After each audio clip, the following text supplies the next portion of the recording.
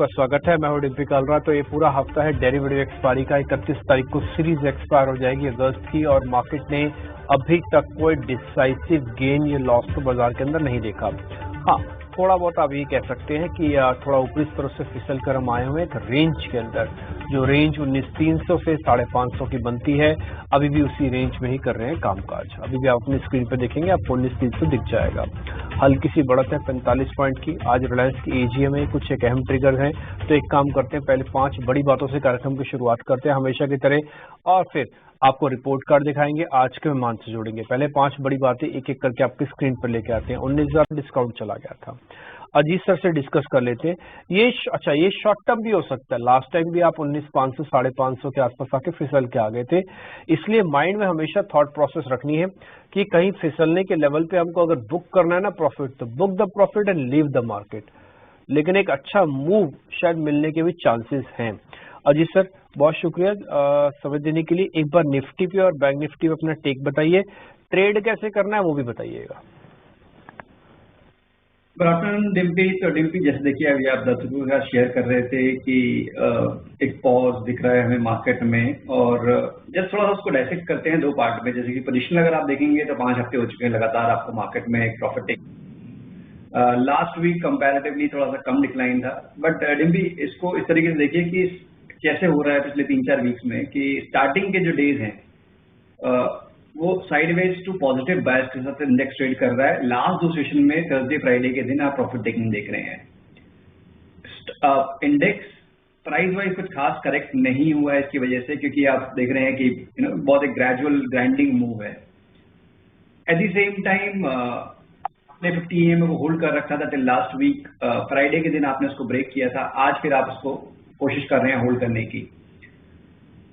Banking मुझे comparatively better structure लग रहा है, क्योंकि यहाँ पे एक इन्वर्टेड है मेरा। आप वीकली चार्ट पे देखेंगे वो अपने 20 EMA पे वीकली पे वो फॉर्म हुआ है। तो अभी इनडिसाइसिवनेस है when it comes to the index, कि ये अभी किस साइड जाने वाला है। निफ्टी की अगर मैं बात करूं तो इसका बायस ज्यादा है नेगेटिव साइड पे, कंसिडरिंग कि 20 EMA के नीचे 50 EMA को ऑलरेडी ब्रेक कर चुका है। जो सपोर्ट के बाद आज थोड़ा सा रिस्पाइट है। तो जब तक कि 19,450 रिक्लेम नहीं करते निफ्टी, तब तक मेरे हिसाब से नेगेटिव बायस रखना चाहिए आपको डिस्कस में निफ्टी में। वहीं पे बैंकिंग मुझे लगता है कि 44,500 के ऊपर शॉर्ट कवरिंग का अटेम्प्ट करेगा। तो कंसिडरिंग दिस मिक्स टोन, मेरे हिसाब से स्टॉक स्पेसिफिक रहेंगे तो ज्यादा बेटर रहेगा। एक कंफर्मेशन की वेट कर लीजिए इंडेक्स के रेट के लिए, और अगर बाय भी करना होगा तो 44,500 के ऊपर आप बैंकिंग को देखेंगे तो ज्यादा बेटर स्ट्रैटेजी होगी इंस्टेड ऑफ निफ्टी। ठीक है, फिर सर मेरे को ना स्टॉप लॉस से टारगेट दे दो आप, ताकि हम उसको फिर अच्छे से लिख पाएं और सामने दर्शकों के सामने क्लियरली लिख पाएं। अगर 44,500 के ऊपर अगर आप लॉन्ग जाते हैं तो आपका टारगेट करीब 44,900 का होगा, और 44,300 के स्टॉप लॉस के साथ आप उसको लॉन्ग कर सकते हैं। ओके, ठीक है, डन। तो आप बैंक निफ्टी पर थोड़ा ज़्यादा बुलिश हैं, और जैसे हमने आपको थोड़ी देर पहले भी आपको क्लियर किया था कि बैंकिंग काउंटर्स के अंदर वेटेज के हिसाब से भी और थोड़ा स्ट्रेंथ के हिसाब से भी दम ज़्यादा है। इसने 44,000 भी नहीं ब्रेक किया था। 44,300 का एक स्टॉप, 44,800 का एक टारगेट है। रिस्क रिवॉर्ड अच्छा है। बैंक निफ्टी पे अगर आप इंडाइसिस में लेना चाहते हैं, देखिए वैसे तो आपको स्टॉक्स लेना चाहिए, लेकिन फिर भी आपको लग रहा है कि स्टॉक्स में ऑलरेडी हमारी पोजीशन ज़्यादा है, ले रखा है, हमने पोजीशन बना रखी है, बराबर जो भी आपका माइंड में चल रहा है, आप 44,800 तक के टारगेट के लिए बैंक निफ्टी में छोटा एक्सपेरिमेंट कर सकते हैं, तो ये अलाउड है। और दूसरा 44,300 तक का एक स्टॉप लॉस भी रखें आप, तो यहाँ पे छोटा स्टॉप लॉस और एक ठीक ठाक सा टारगेट आपको मिल जाएगा। आगे बढ़े, हम कुछ तेजी वाले स्टॉक्स डिस्कस करें, लेकिन उससे पहले ना एक काम करते हैं। इंडियाबुल हाउसिंग पे हमने काफी सारे शेयर काफी बार इसको डिस्कस किया था, और ये काफी अच्छा चला भी है। अब इंडियाबुल हाउसिंग से ही जुड़ी हुई एक खबर भी आ रही है, और ये खबर क्या है बताने के लिए मेरे सहयोगी अंकुर मिश्रा मेरे साथ जुड़ रहे हैं। उनसे जरा समझ लेते हैं और उनसे जान लेते हैं कि आरबीआई और इंडियाबुल हाउसिंग फाइनेंस का अभी क्या खबर है मार्केट के अंदर। है क्या, जैसे अंकुर बता रहे हैं कि नया अवतार आ रहा है इसका। डिम्पी, देखिए काफी लंबा अंडर परफॉर्मेंस देखा है स्टॉक में हमने। 2018 में हाई बने थे करीब 1050 के, और उसके बाद आपने देखा कि ये स्टॉक अपने ऑलमोस्ट डबल डिजिट 80 तक के लेवल्स भी टेस्ट कर दिए थे। तो ऑब्वियसली थोड़ा सा ये जो अभी मूव आया है काफी शार्प है, बट जो कंसोलिडेशन आप देखेंगे, लास्ट कंसोलिडेशन करीब 1.25 साल का, वो करीब 90 से लेकर 160 के बीच में रहा था। उसका ब्रेकआउट आया है करीब 160 पे, अभी अब 180 पे ट्रेड कर रहे हैं। तो मुझे लगता है कि अभी भी रूम है, बट हाँ, अगर आप पोजिशनली लेट्स से कि 2-3 महीने की अगर बात कर रहे हैं, तो मुझे लगता है कि 220 तक के लेवल्स पॉसिबल हैं, और अब 160 के नीचे नहीं आना चाहिए अगर इस मोमेंटम को उसको इंटैक्ट रखना है तो। ठीक है, डन। आगे बढ़ते हैं। अब हमारा एक रूटीन जो है कि हम शेयर्स आपके सामने रखते हैं और जिस तरह आपको चुनना होता है कि इसमें कोई ट्रेड बनना है कि नहीं बन रहा, और अगर वो नहीं बन रहा तो आप उसको ड्रॉप भी कर सकते हैं। उस सिलसिले को शुरू करते हैं। तो पहले तेजी वाले यानी कि फ्रेश लॉन्ग शेयर्स आपकी स्क्रीन पर आएंगे।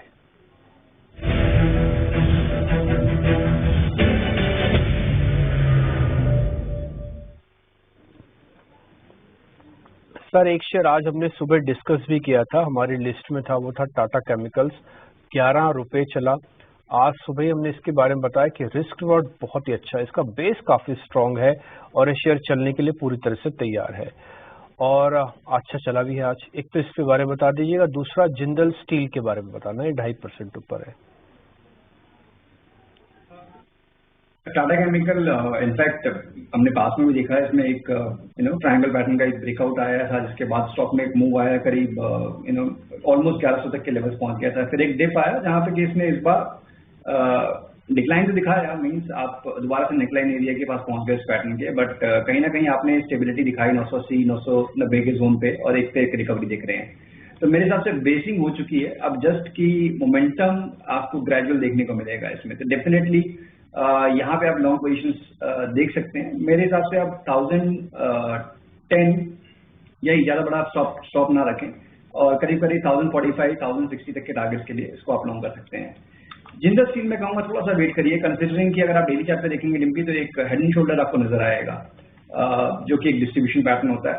आज इंस्टेड ऑफ ब्रेक डाउन यहाँ पे एक अटेम्प्ट है उसको नेगेट करने का, बट मेरे सबसे थोड़ा जल्दी होगा, जब तक कि ये 660-65 के लेवल को डिसाइसिवली रिक्लेम नहीं कर लेता, तब तक वो पैटर्न नेगेट नहीं होगा। तो शॉर्ट टर्म में एक प्रॉफिट टेकिंग का बायस अभी भी इसमें शायद बना रहेगा। ओके, ठीक है, डन। तो एक बार आप टाटा केमिकल्स पे ध्यान रखिएगा, इसके अंदर हमको एक ट्रेड मिल गया। इससे पहले इंडिया बुल्स को लेकर भी सर ने अपनी रिकमेंडेशंस दे दी हैं। इंडाइसिस में बैंक निफ्टी अब तक हमने चुना है। ये 2-4 सौदों के साथ ही हम आगे बढ़ रहे हैं। अभी छोटा सा ब्रेक ले रहे हैं, ब्रेक के बाद जब लौटेंगे तो शॉर्ट कवरिंग के और साथ ही मंदी वाले शेयर्स, इस पे एनालिसिस करेंगे।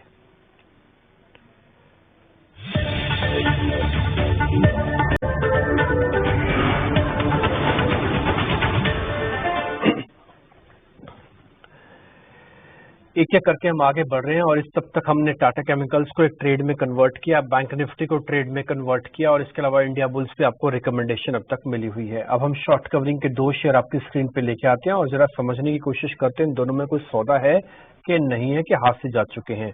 पहला DLF, इसको लेके काफी बुलिश है। हम कई बार आपको कह चुके हैं कि ये पूरा साल रियल एस्टेट के लिए काफी बेहतर होगा। जब भी आपको कभी भी मौका मिले ना, डिप मिले मार्केट के अंदर, रियल एस्टेट की जब 3-4 बड़ी कंपनीज है, आप उसमें सोच सकते हैं, बट अपने वित्तीय सलाहकारों से पूछ के। हाँ, शॉर्ट कवरिंग आ रही है DLF के अंदर। दूसरा पिरामिल एंटरप्राइजेस, जिस तरह इन दोनों शेयर्स को जरा चेक कर लो, DLF और पिरामिल। देखिए, मैं सहमत हूँ रियल एस्टेट काउंटर्स को लेकर, कंसिडरिंग कि काफी लंबे अंडर परफॉर्मेंस के बाद हमने ये ब्रेकआउट्स देखे हैं, तो ऑब्वियसली इतनी जल्दी फिजल आउट होते हुए लगते नहीं है। बट ऑब्वियसली जब आप स्टॉक में ट्रेडिंग कर रहे हैं तो आपको स्टॉप लॉसेस टारगेट को ध्यान में रखना है।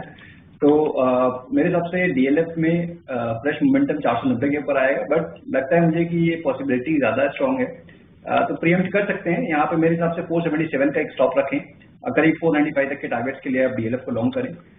PEL में देखिए वॉलिटिलिटी थोड़ी सी ज्यादा है, क्योंकि इससे पहले वाले सेशन में आपने देखा था कि काफी शार्प मूव देखने को मिला था।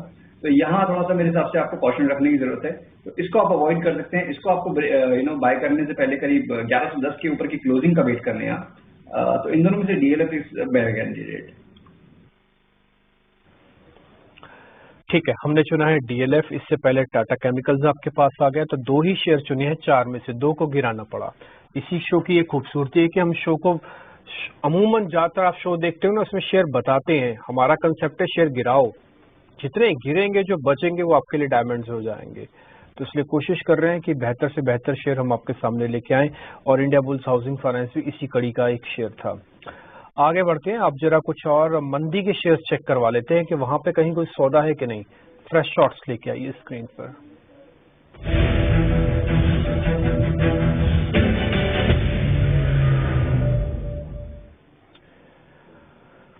पहला है ट्रेंट और दूसरा है सर अदानी एंटरप्राइजेस।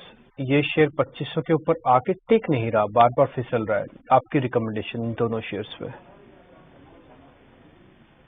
ये ट्रेंड में थोड़ा प्रॉफिट टेकिंग जरूर दिख रही है, बट मेरे हिसाब से शॉर्टिंग का थोड़ा सा एग्रेसिव हो जाएगा, कंसिडरिंग कि स्टॉक अपने रिकॉर्ड हाइस के पास है, बट अभी तक स्ट्रक्चर कुछ खास वीक नहीं हुआ है। तो बिल्कुल अगर आपके पास पोजीशन है, प्रॉफिट बुक करने में कोई बुराई नहीं है, बट हाँ शॉर्टिंग मेरे हिसाब से थोड़ा सा अवॉइड करना चाहिए।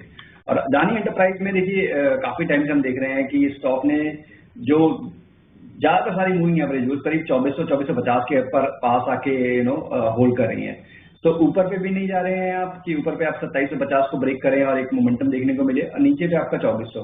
तो यहाँ रिस्क टू रिवॉर्ड फेवरेबल नहीं है शॉर्ट करने के लिए। मेरे हिसाब से ये रेंज में ही रहेगा, तो इन दोनों ही स्टॉक को भी आपको अवॉइड करना चाहिए फॉर शॉर्टिंग। ठीक है, दोनों शेयर गिर गए हैं, दोनों के दोनों शेयर्स में कोई सौदा नहीं है, सिर्फ जानकारी आप रख सकते हैं लेकिन ट्रेड नहीं करेंगे आप। आते हैं अजीत सर, आपके जरा ट्रेडिंग कॉल से पहले वो बता दीजिए, फिर दो शेयर में आपसे और पूछूंगा, समय लगा तो।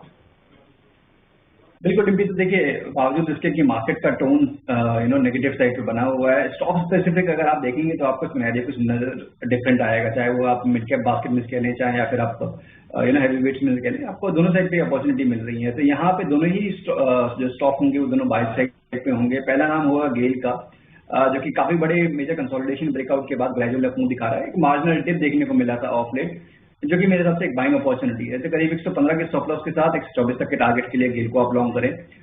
वहीं पे ऑटो स्पेस में भी मुझे लग रहा है कि स्टेबिलिटी रहेगी, कंपैरेटिवली बेटर परफॉर्मेंस होगा। यहाँ पे मारुति इसमें एक अच्छा खासा बेस फॉर्मेशन हुआ है अभी, और मुझे लगता है कि नियर टाइम में करीब 9840 तक के लेवल्स देखने को मिल जाएंगे। यहाँ पे 9530 के स्टॉप के साथ आप इसको लॉन्ग कर सकते हैं। ओके, दो शेयर सर की तरफ से हो गया। फर्स्ट हो गया गेल, दूसरा मारुति। गेल के बारे में मैं आपको यही बता दूं, गेल भले सर ने आपको टारगेट दे दिया मर्यादा के हिसाब से 124 का, लेकिन ये शेयर अगर यहाँ से चला तो आप बिलीव मानिएगा कम से कम 150 रुपए से पहले नहीं रुकना चाहिए शेयर। 115 का स्टॉप लॉस है। कुछ वैसी फीलिंग दे रहा है जैसे इंडिया बुल हाउसिंग या आरबीएल के अंदर आ रही है। इंडिया बुल चल चुका है, आरबीएल की बारी है, और गेल भी कुछ वैसा ही पैटर्न बना रहा है। ध्यान रखिएगा, अगर सर नहीं बताते तो ये शेयर जरूर मैं अगला पूछने जा रहा था कि गेल पे इस समय क्या किया जाए। बहुत शुक्रिया sir, thank you very much. तो कुल मिला के 1 2 3 4 शेयर हुए हमारे पास, और आज एक इंडाइसिस है, इसी के साथ ही हम आगे बढ़ रहे हैं। बहुत शुक्रिया आज समय देने के लिए।